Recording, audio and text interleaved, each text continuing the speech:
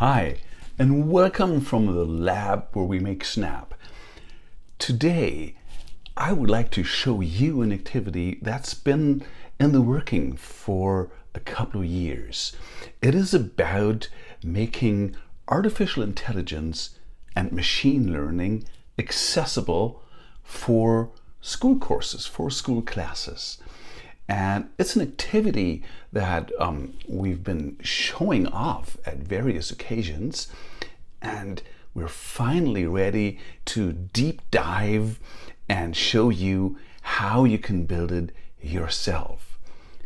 The activity that we're talking about is something where we draw, where we sketch shapes and make these come to life.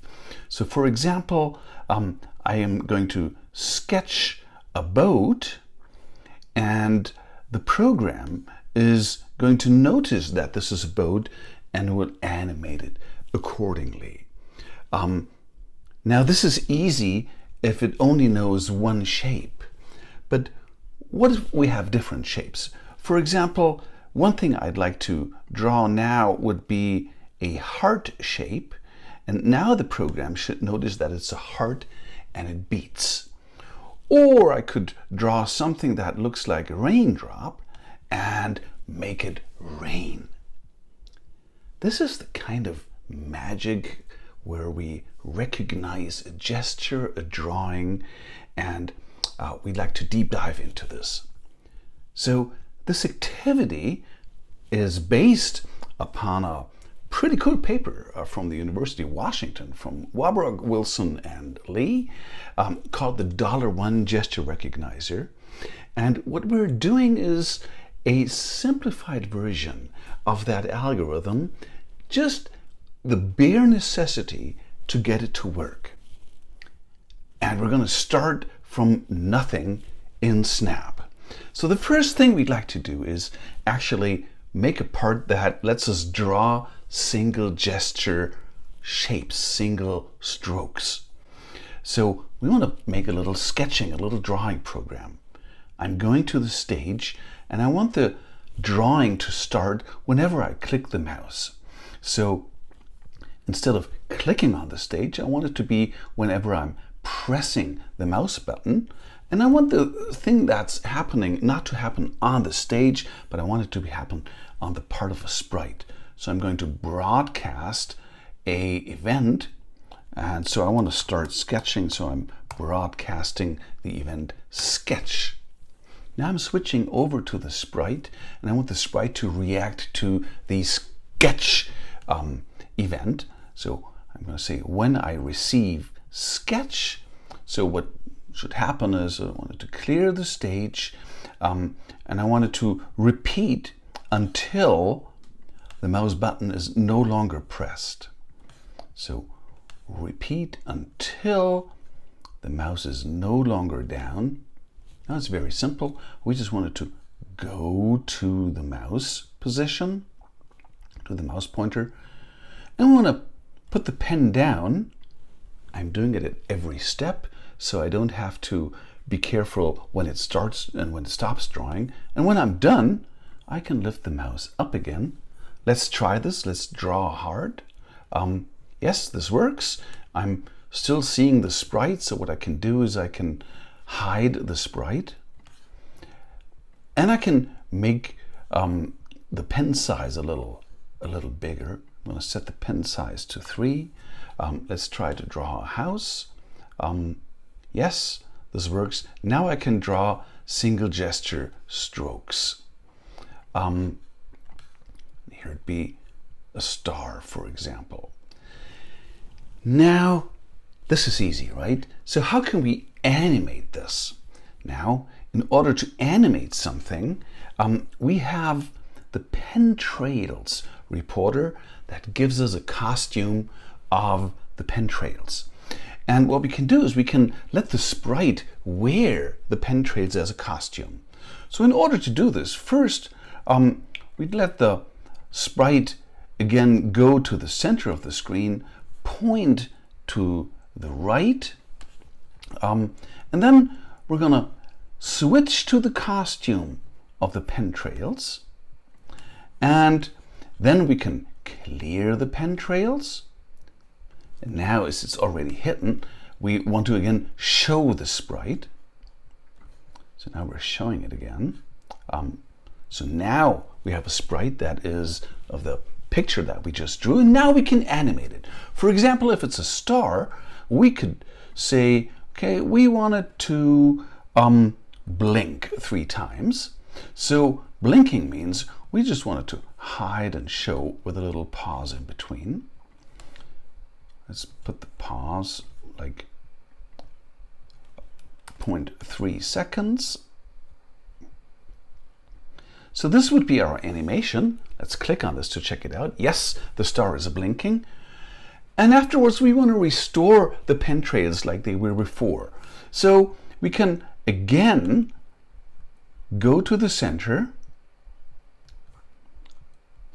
point to the right, and to restore the pen trails, we're just going to stamp them, and then we can again hide the sprite. So let's put this all together. This is a little script that makes a star blink. I'm clicking on it, and it doesn't blink.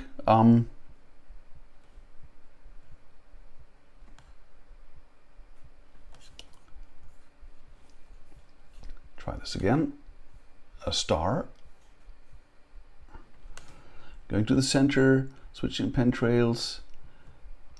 The star is blinking, and it is restoring its shape again. Now I'm going to draw a heart, and that heart can also blink, but I want to make that heart throb. I want to make a heartbeat. So what I could do is I could just duplicate the script I've just written, and it's really just this part in the middle that is going to be different. So here, instead of hiding and showing it, I want to grow it. So I can say repeat 10 times, change the size by 10, and then set it to 100% again. Let's stick this together and try this. So now I've got a heartbeat. And you can already see that these two scripts are kind of the same, except for the middle part. And so this middle part is the part that has the actual animation. So whenever we're noticing kind of repetitive stacks of blocks, we can turn this into its own block. So I'm going to make a new block. It's going to be of the looks category. It's going to be a command block, and it's going to say animate the shape, and I want to give it an action as an input. So I'm going to mark the action as an input, and I want the action to be something, the stack of block that I can put into the C-shaped input slot. So I'm going to make the action a C-shaped input slot. I'm going to apply it. We already see this block here, so I can wrap this around. Now what I need to do is the stuff that comes before, I'm just going to drag it into. So this initializes the sprite to animate something. Then I want to do the actual animation using the run block. This is the part where I'm going to run the action. And afterwards, I want to restore the status quo again. So I'm going to add this afterwards. This is our little animation block.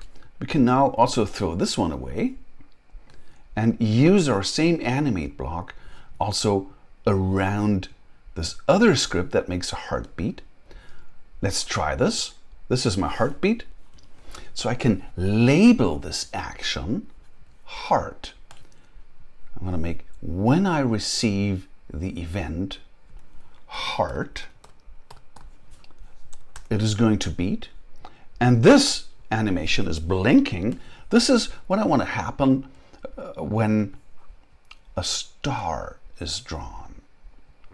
So I'm going to make this the event star.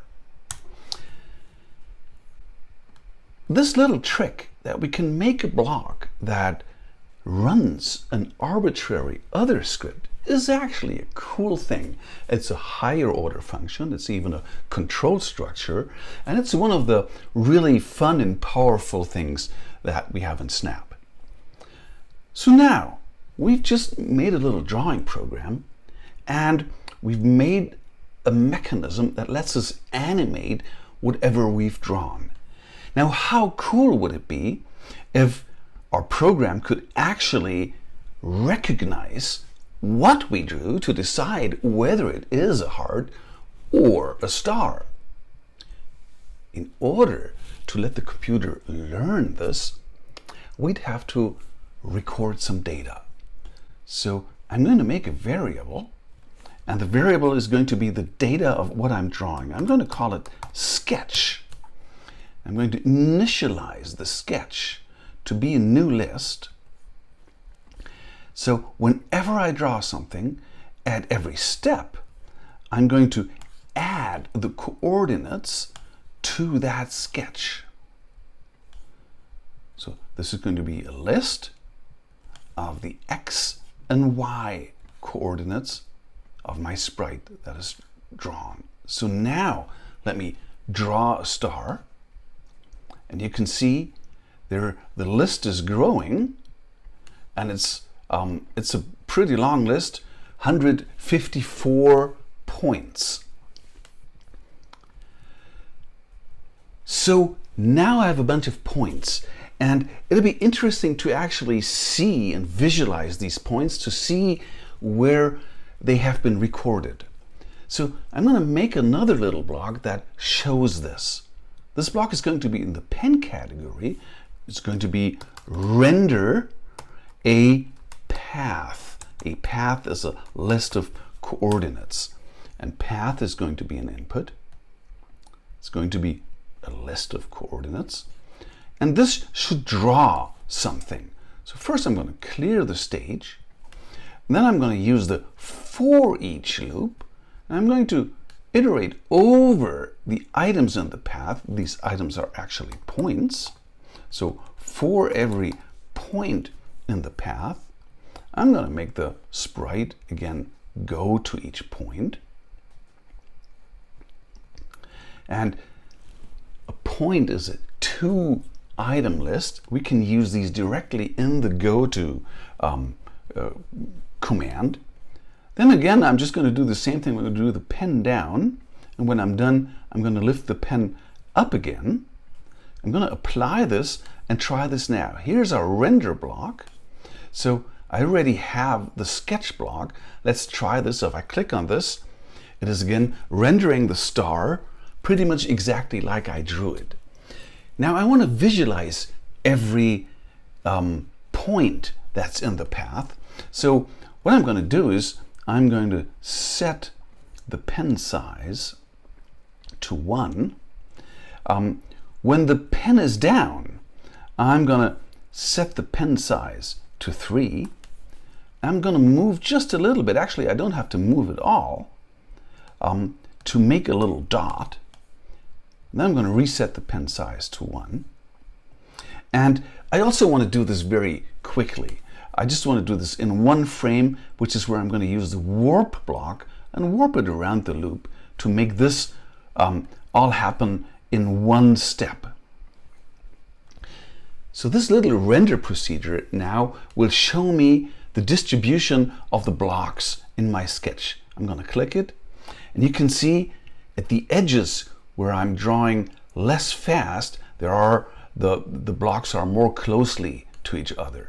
I'm actually going to make these a little bigger, make these 5, and now I'm going to draw like a heart. I'm going to start slow, now it's fast, slow again, fast. I need to adjust something, and this is where my points are now distributed.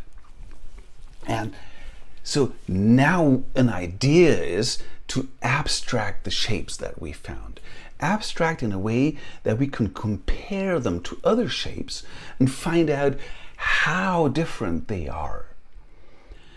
And so the first thing that we'd like to do is to resample this shape so that there's all of these shapes that we draw have the exact same number of dots, of points, and that they are evenly distributed.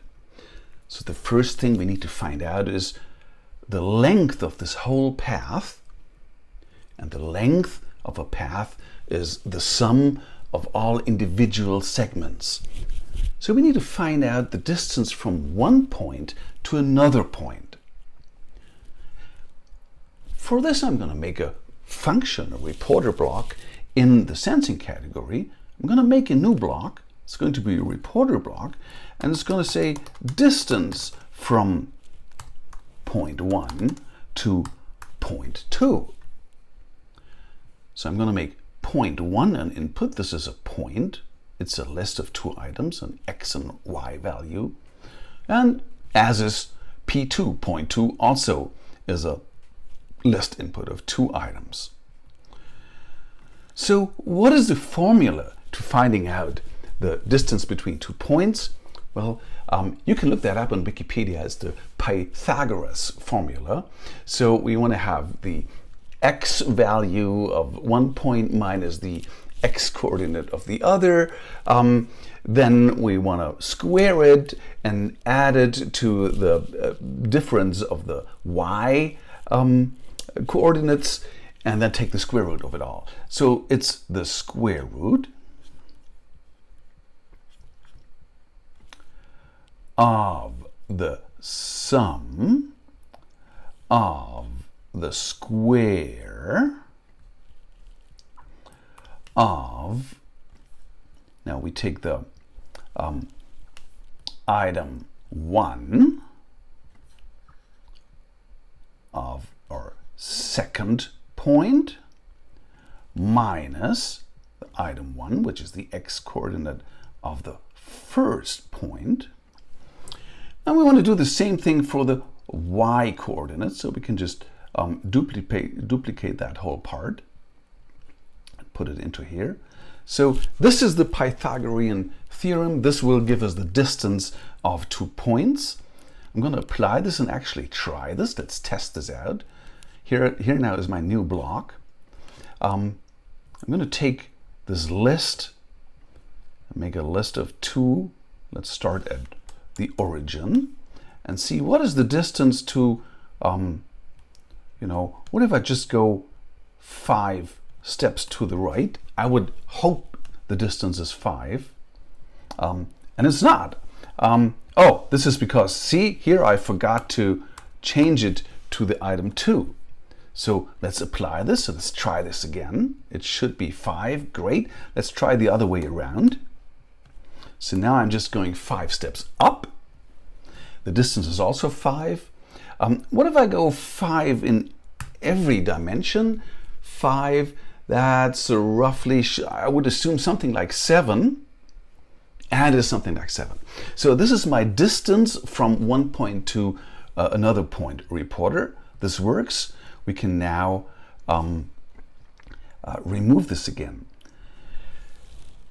So now I've found out how to compute each of these segments. So now I want to make another reporter that gives me the length of all of them.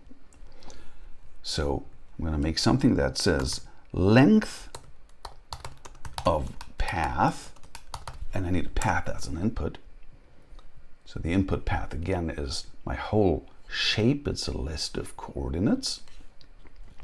And this now should be just a simple loop.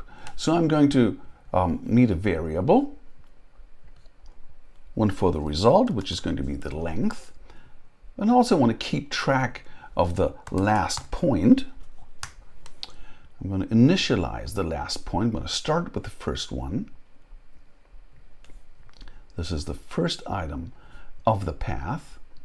And then I want to, loop over all the points. Over each point in the path, I want to change the length by the distance from the point I'm at right now to the last point.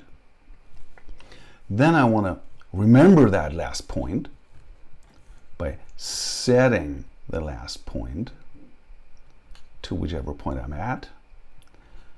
And I want to do this all in one step. Remember, that's what warp is for. So it goes very fast. And when I'm done, I want to return the sum, the length that has been accumulated. Let's actually try this. So I have the sketch here. I want to find out the total length of this. Length of this whole path. And it's 730. That seems about right for a shape on the snap stage. So now that I have the whole length and the distance between 2 points, I would like to write a function that equally distributes these points. I'm going to call this function resample. It's also going to be in the looks category. It's going to be another reporter. Resample is going to be path to a number of points. So the path is going to be an input. That's going to be my shape. It's a list of coordinates. And the number of points is a number. In that $1 gesture recognizer paper, they're using 64 numbers. I'm going to use that number as a default input. And in order to accomplish this, I also need to start with a bunch of variables. So at one point, I want to return the samples, a new list of 64 points. I'm also going to want to compute the step, that is kind of the spacing in between the points. I want to record the last point. I want to find out the distance between the points. And I need to keep track of what's left of the rest that I need to move before I'm going to interpolate another point. So I'm going to initialize again my last point to the first item of the path. And I'm going to initialize the samples to be a new list. And I might as well just add the first one to it.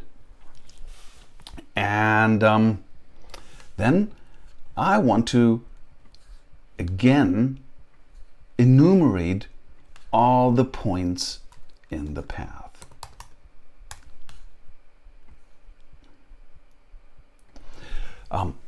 So I also want to space these evenly. So I want to find out the step, that the distance between each of these points. So I'm going to set that step to be the quotient of the total length of the path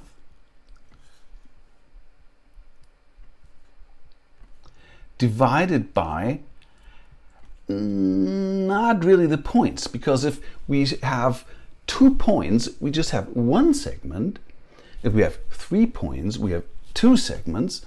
So it's really the number of points minus 1. That's our segment length. That's our step. So now what we're going to do for each of these points in the path, we want to do something, and then again we want to not forget to afterwards to set the last point to whichever, oh wait, I mistyped to be the last point. So now we want to find out the distance. We're going to set the distance. That's going to be the distance from the point we're at to the last one. And we want to change the rest, we still need to do, by that distance. Now we need to interpolate what's in between. So we're going to repeat until what's left is less than the step we need to take. And for this, we're going to change the rest. We're going to subtract, so we're going to change it by the negative of the step. Now we're at a point where we can actually add a coordinate, and we're going to interpolate it. So we're going to add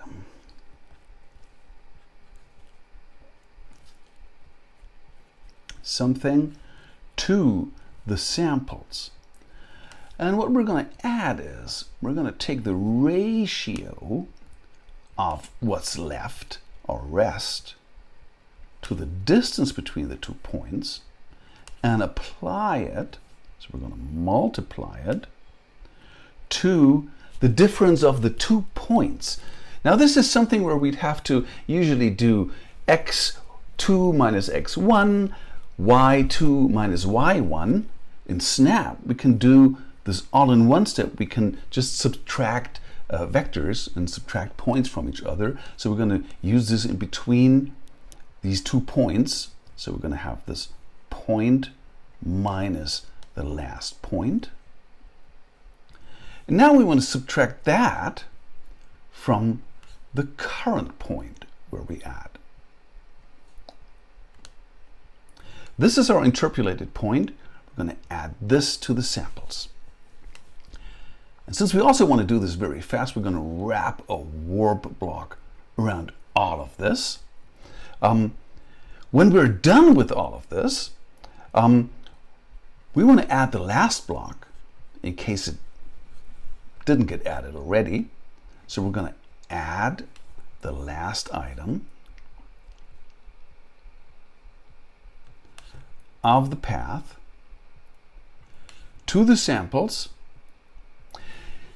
And we could just return the samples now, but sometimes there are edge cases where, you know, one additional point might get added, and then it's difficult to find out and to compare these two shapes. So we want to make double sure that we're only returning the number of points that we're asking for. So we can say we want to get the item, not the item 1 of the samples, but we want to get all the numbers from 1 to the specified points of the samples. So I'm going to apply this. This is my resample function. I'm going to try this out now. Go to looks. Here's my resample function. Here's my sketch. The sketch is 232 points. And now I'm going to resample it to 64 points. You can see it's 64 points now. Now I want to render. This is my sketch as it is. Now I want to resample it, resample the heart to these 64. I'm going to click on this, and we can see they are now evenly distributed. And see, this is fun. We can change this. What if we just take half the dots? So now it's less. You can see it's getting more edgy, but it's still very much discernible as being a heart. What if we're having it again? What about 16? It's still looking like a heart, and this is kind of interesting. How about 8 points? Now it's starting no longer to look like a heart, but it's actually interesting to see with kind of what's the least number of points we need so we can actually distinguish a shape. So I'm finding that for these single gestures, like 20 points is actually a lot. So 64, we're kind of on the safe side to render something. This is our resample procedure. Resample is really cool, folks, because what we can do, let me just put this on here. Resample is something you can use, for example, when you use turtle stitch to stitch something, a design that you made, to make sure that the stitches are all at the same size. So it doesn't matter whether you draw something fast or not, whether you take a long time, it will just give you the number of points that you specified, and you can play with that. So now that we can do something like this, we can say, okay, this is a heart. Let's try to actually teach our program how to distinguish a heart from a star. So this is something I just drew. It's obviously a heart. So I want to let this be an example of a heart. I want to say, hey, program, let me show you what a heart looks like. So I'm going to make another variable. I'm going to call it examples. And the examples is going to be a list. Setting the examples to be a new list. And I want to add what I just drew as an example of a heart. So I'm adding a new list to examples. It's going to be a table. And the list is going to have this resampled version. I want all of the examples to have exactly the same number of points. So this is what I just drew, the resampled version. And I want to tag it. I want to give it a name. The name is going to be, this is an example of a heart. Okay, I'm going to click on this. Now I've got a shape as an example of a tag, a heart. I can now throw this initialization block away and draw something else. Let me draw an example of a star. So now this is an example of a star. I'm going to say, okay, I'm going to add this as an example as a star. So I'm adding this, and now you can see now my examples file, kind of my examples table, has two items, one example of a heart and one example of a star. So now the trick is, I want to make it so that when I draw something, that it determines which of these examples it is the most similar to. It's highly unlikely that the next time I'm going to draw a star, let's draw it now, that is going to be the exact same thing that I drew before, that every point is exactly like the one that I drew in the example. So I want a way to find out the difference between one shape and another shape. So let's make another function in sensing that determines the difference between one shape and another shape. I'm going to make a new reporter. It's going to be called difference between a shape 1 and a shape 2.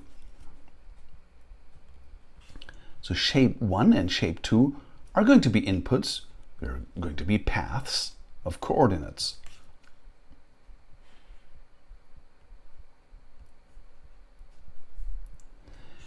And this is kind of similar to what we've done before. Let me again make a variable. It's going to be the difference.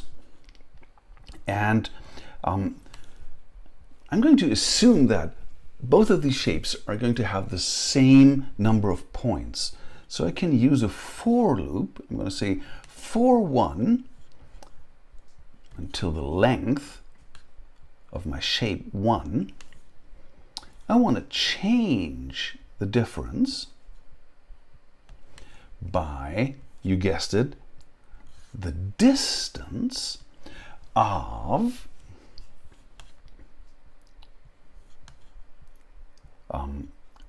item I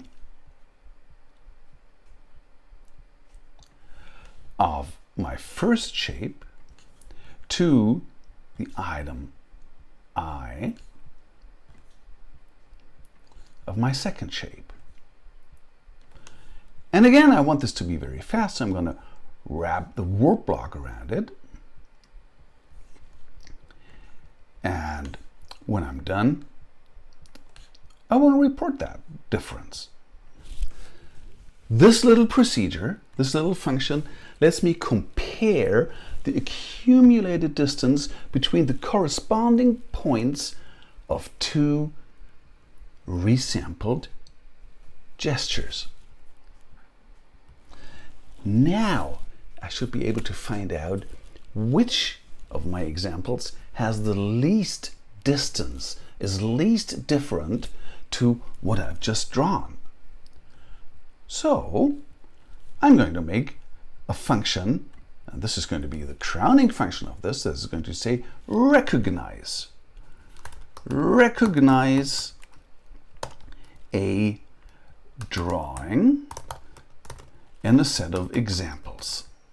Find out the one example that it's closest to.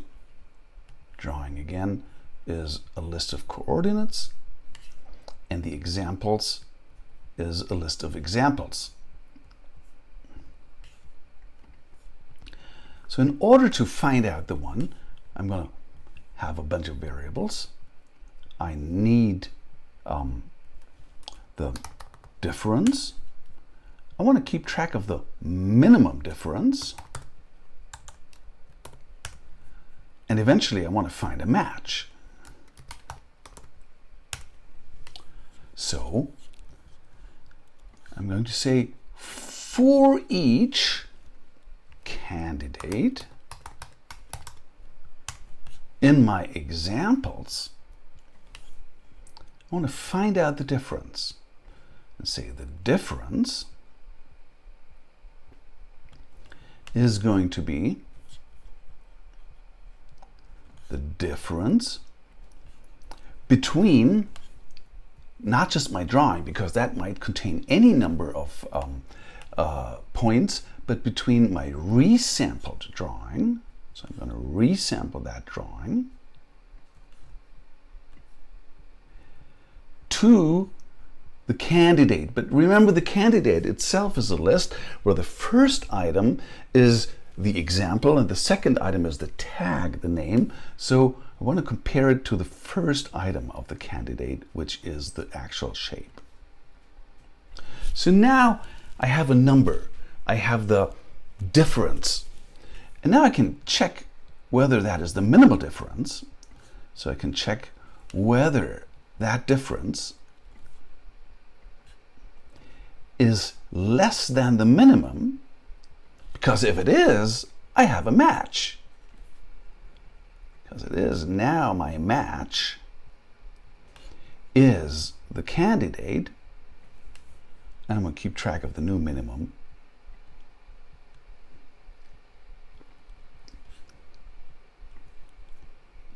And afterwards, I can report just the name of the candidate, which is the second item of my match.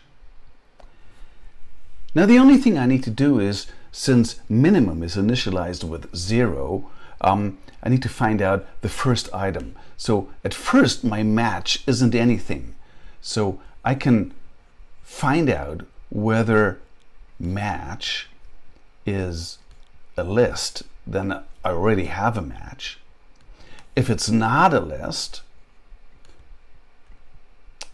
I still wanted to qualify.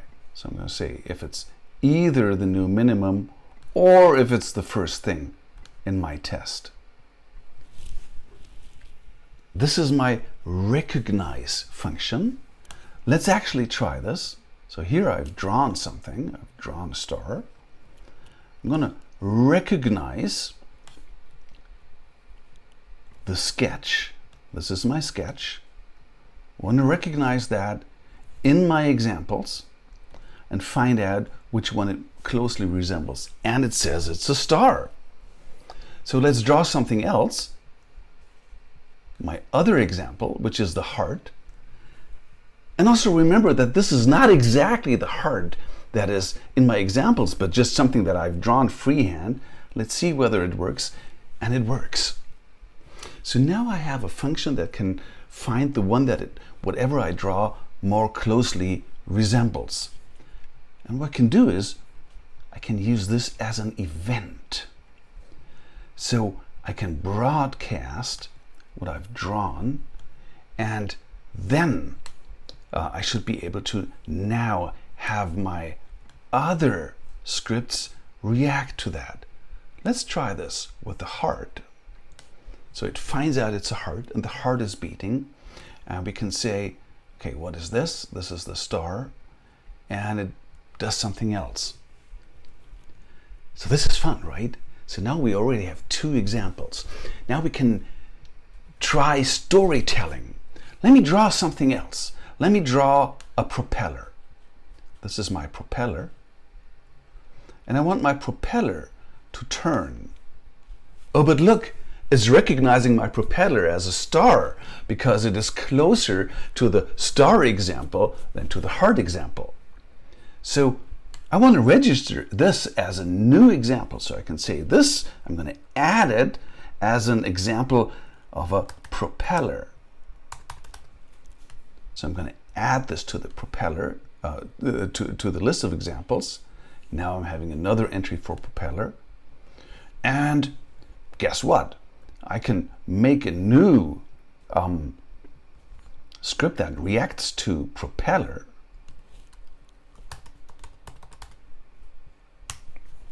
And what this should do is, it should just rotate.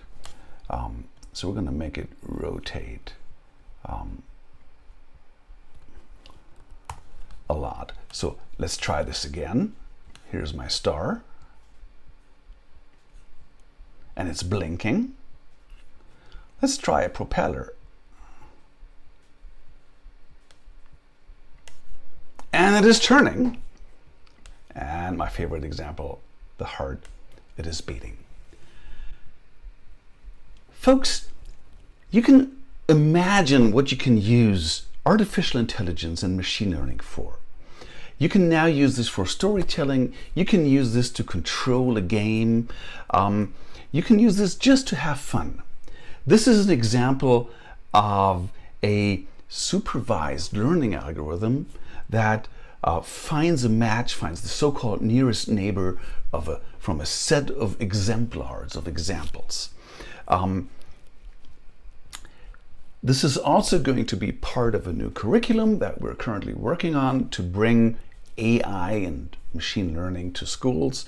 And we're going to give you all these blocks. So you just have to kind of work on the recognizing algorithm. You don't have to do resampling yourself, but I wanted to take the opportunity to actually show you that it's not so difficult to build this from nothing in Snap.